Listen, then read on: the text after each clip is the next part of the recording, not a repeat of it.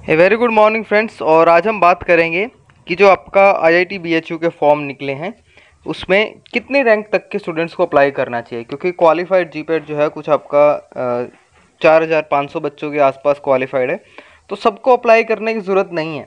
जो मैं आपको बताऊं, बहुत सारे कमेंट्स में मैंने आंसर करने की कोशिश किया, लेकिन फिर भी मुझे लगता है कि इस चीज़ को बता देना चाहिए। अब ये जो मैं आपको आज बताने वाला हूँ, ये जो क्राइटेरिया है, ये आपका बेसिस पे है कि कितनी एप्लीकेशंस आती हैं। जनरली में अगर आप पिछले साल का क्राइटेरिया देखो तो 500-600 लोग ही जो हैं जिनका जीपीएट क्वालिफाइड हुआ है वो आईआईटी बीएचयू का फॉर्म भरते हैं। लेकिन इसमें जो मेन प्रॉब्लम है वो है आपकी कैटेगरी वाइज, कि आपको कैटेगरी वाइज कहाँ तक आप रह सकते हैं, कि कितनी कैटेगरी वालों को कहाँ तक फॉर्म भरना चाहिए। तो पिछली बार की अगर हम बात करें तो कुछ 500-600 फॉर्म आपकी जो है भरे गए थे, जिसमें से कुछ रिजेक्ट हो गए थे क्योंकि कुछ के पास जीपीएट ना होके गेट था, और कुछ लोगों ने डुप्लीकेट एप्लीकेशन डाली थी, यानी फॉर्म को 2 बार भर दिया था, और कुछ लोगों ने बिना जीपीएट क्वालिफाई करे ये फॉर्म भरा था। तो कुछ ऐसा आपका 500-600 फॉर्म भरे जाते हैं हर साल, ऐसा ही क्राइटेरिया रहता है। तो जिनका जीपीएट क्वालिफाइड नहीं है उनको तो ये फॉर्म बिल्कुल नहीं भरना है। अब बात कर लेते हैं कैटेगरी वाइज। तो जनरल कैटेगरी की मैं बात करूं तो जो है उनको करीब करीब जिनकी रैंक 150 या 175 के करीब है, तो मैं कह सकता हूँ 175 से नीचे वाले जनरल कैटेगरी में है जो है उनको ये फॉर्म भर देना चाहिए।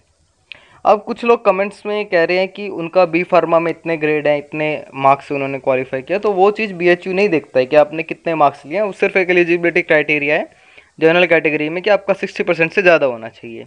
तो जनरल में जिनकी रैंक 175 से नीचे है वो एटलीस्ट अप्लाई कर दें, क्योंकि जनरल की हम टोटल सीट्स देखें तो 20 सीटें हैं कुछ जनरल की। ओबीसी की बात करूँ मैं तो ओबीसी जो है 350 और 375, अगर मैं मार्जिन थोड़ा बढ़ा लूँ तो 375 से नीचे वाले जो हैं ओबीसी में वो आपका अप्लाई कर दे। ये मैं रैंक के ऊपर बात कर रहा हूँ, स्कोर के ऊपर बात नहीं कर रहा हूँ। जनरल में 175 से नीचे वाले, ओबीसी में 375 से नीचे वाले। ईडब्ल्यूएस की स्पेशली मैं बात करूँ तो 215 से नीचे वाले, जिनकी रैंक 215 से नीचे है वो अप्लाई करें सिर्फ। उसमें जो है आपका ईडब्ल्यूएस में सिर्फ 5 ही सीटें हैं, तो सिर्फ जिनकी रैंक 200 से कम है वहीं अप्लाई करें। या 215, मैंने एक थोड़ा सा एक्स्ट्रा मार्जिन लेके चल रहा हूँ हर एक में 15 सीटों का, क्योंकि नाइपर का एग्ज़ाम होने के बाद बहुत सारी सीटें जो हैं आईआईटी बीएचयू में खाली हो जाती हैं। ये है। अब बात रह गई एससी और एसटी की। एससी कैटेगरी में देखो जिनकी रैंक 1400 से नीचे है, 1400 से नीचे नीचे जिनकी रैंक है वो अप्लाई कर सकते हैं, उनका होने के चांसेस हैं। एसटी की बात करें तो जिनकी रैंक 6000 से नीचे है वो अप्लाई कर सकते हैं। अब ये एससी एसटी का जो क्राइटेरिया है कि 1400, 600, 6000 तक, वैसे तो 6000 तक तो जाएगा ही नहीं, क्योंकि जीपैट आपका क्वालिफाइड ही कुछ जो है आपका जो है 4-4.5 हज़ार का है। तो उतना ही हम कह सकते हैं कि जो है आपका कुछ जितना भी आपका एससी एसटी में हो वो अप्लाई कर दें, उनका होने के चांसेस हमेशा रहते हैं।